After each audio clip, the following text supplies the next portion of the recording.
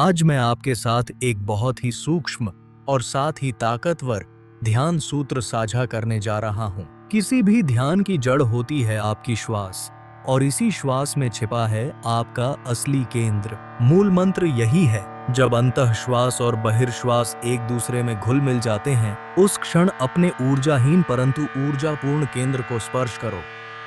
हम सब दो हिस्सों में बंटे हुए हैं, केंद्र और परिधि। शरीर वह परिधि है, हमें इसका परिचय अच्छा खासा है। हाथ, पैर, आंख, कान सब सामने हैं, पर जो भीतर है, जो चुप रहता है, उसको हम भूल चुके हैं।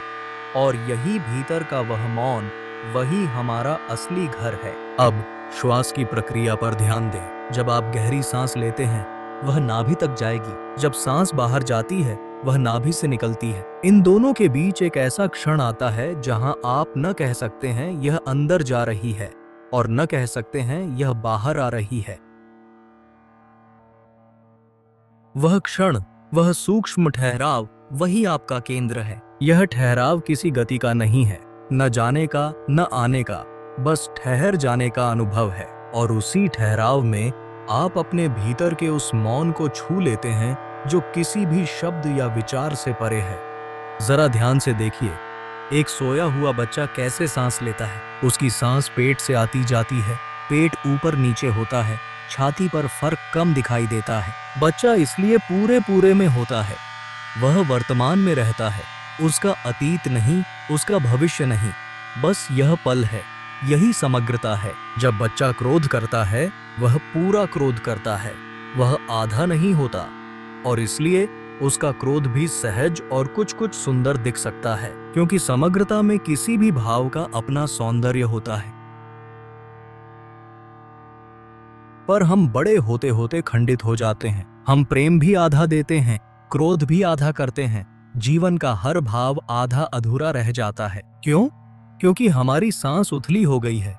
हम भीतर जाने से डरते हैं, हम पूर्ण होने से, असुरक्षित होने से डरते हैं। डर यही है, यदि मैं पूरी तरह खुल जाऊंगा तो क्या होगा? यदि मेरी श्वास नाभि तक पहुंचेगी तो मैं समग्र हो जाऊंगा।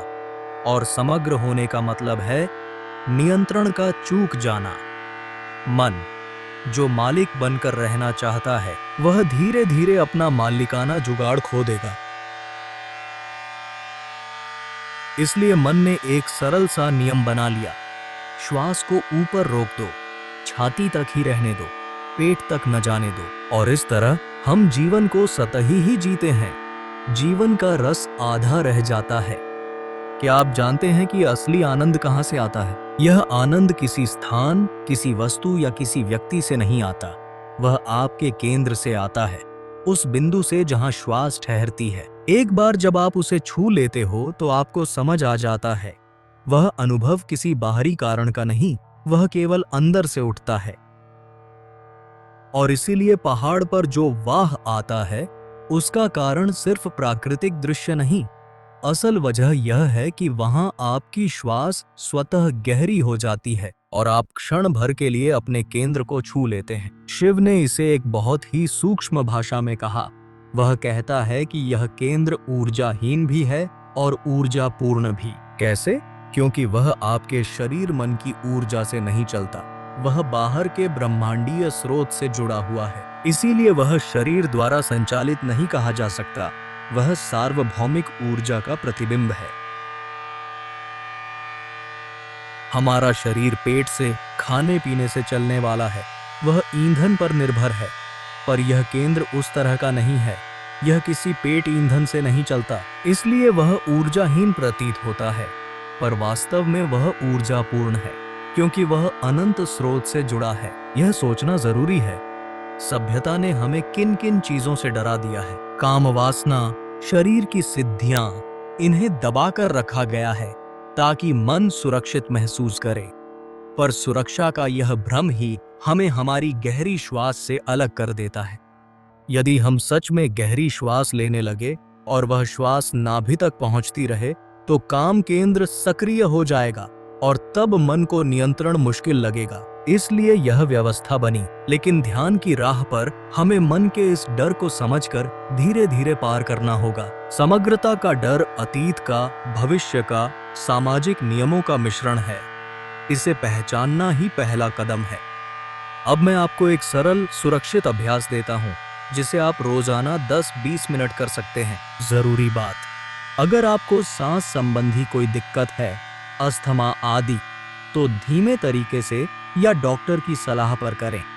ध्यान करने के लिए पहला चरण, एक शांत जगह चुनें, आराम से बैठ जाएं। कमर सीधी लेकिन अकड़ी हुई ना हो। हाथ घुटनों पर या फिर आपकी गोद में।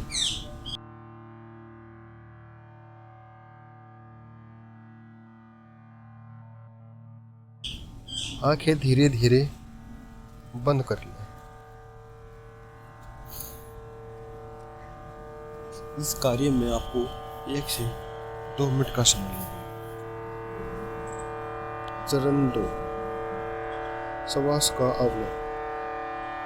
बिना किसी जोड़ तोड़ के अपनी सामान्य श्वास पर ध्यान दें। बस देखने का काम करें, कहाँ से आ रही है,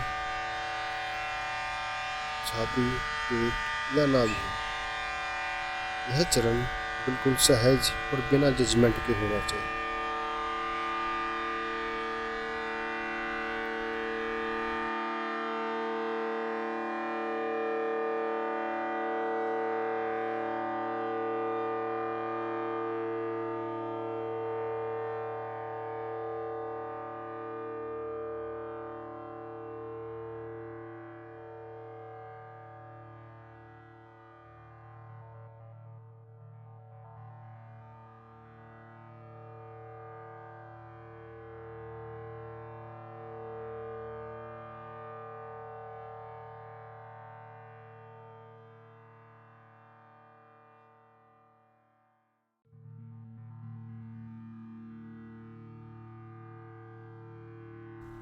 चरण 3, पेट नाभि श्वास। अब धीरे धीरे गहरी और सहज श्वास।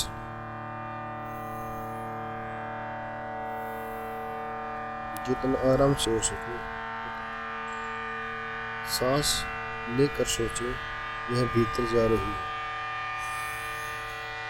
न भीतर। एक मानसिक इमेज बनाएं। सांस निकालते समय महसूस करें नाभि से सांस बाहर जा रही है। हर इनहेल और एक्सहेल के बाद, हर सांस लेने और जाने के बाद कोशिश करें उस छोटे से ठहराव को पकड़ने की, जहां आप ना तो सांस ले रहे हैं और ना ही बाहर छोड़ रहे हैं।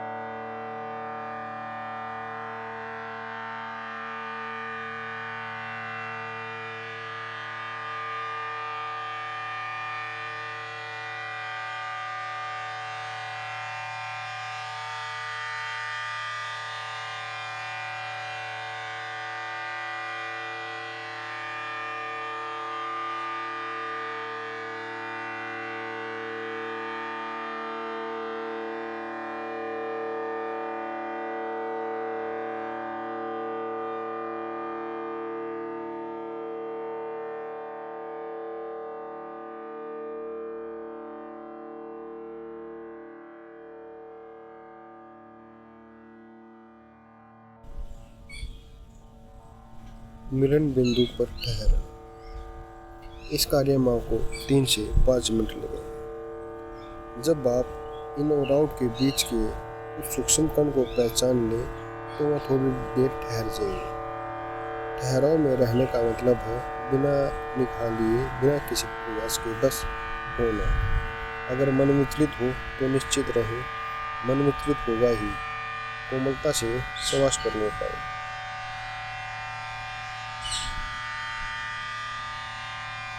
समापन। धीरे धीरे आंखें खोलें। कुछ पल बैठकर अनुभवों को नोट करें। क्या बदला, किस तरह का शांति का अनुभव रहा।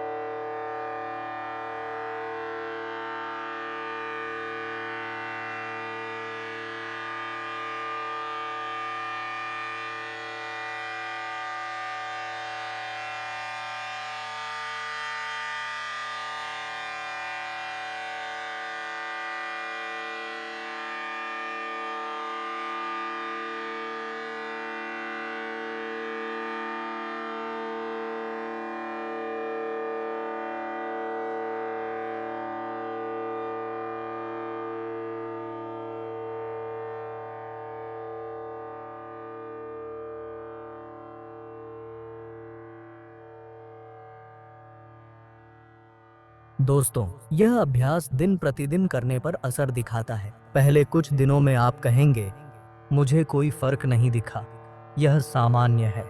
पर निरंतरता से आपकी सांस धीरे धीरे पेट तक जाएगी, आपकी ऊर्जा केंद्रित होगी और आप धीरे धीरे अधिक समग्र बनेंगे। याद रखने योग्य बातें: जबरदस्ती मत करो, श्वास को खींचने का प्रयत्न नहीं, कोमलता से, दया से कार्य करो। निरंतरता ज्यादा महत्वपूर्ण है। रोज 10 मिनट करना हफ्ते में एक बार घंटे भर करने से बेहतर है। विचलन आए तो हतोत्साहित न हो, मन का काम विचलित करना है, यह उसकी प्रकृति है। पुनः लौटिए, यही अभ्यास है। समग्रता सुंदर होती है। पूर्ण क्रोध, पूर्ण प्रेम, दोनों का अपना सौंदर्य है, पर हमें यह सीखना होगा कि दोनों में समग्र कैसे हों। शिव कहते हैं, जैसे ही तुम उस बिंदु को छूते हो जहां श्वास ठहरती है, तुम्हें आत्मा का अनुभव होता है। यह अनुभव किसी सिद्धि या विशेष योग्यता का नहीं, यह हर किसी के भीतर उपलब्ध है। बस श्वास की चाबी चाहिए। अंत में एक छोटा सा निमंत्रण: आज की रिकॉर्डिंग के बाद 7 दिनों तक हर दिन यही अभ्यास करें।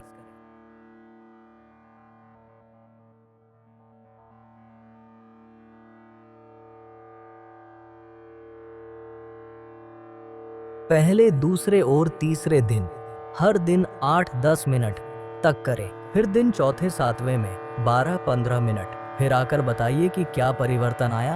आपकी नींद, आपकी ऊर्जा, आपका मूड क्या बदला। धन्यवाद मित्रों। हल्का सा मुस्कुराहट वाला टोन। मिलते हैं अगले सत्र में। तब तक अपनी श्वास का ध्यान रखें और जब भी संभव हो अपने केंद्र को स्पर्श कीजिए।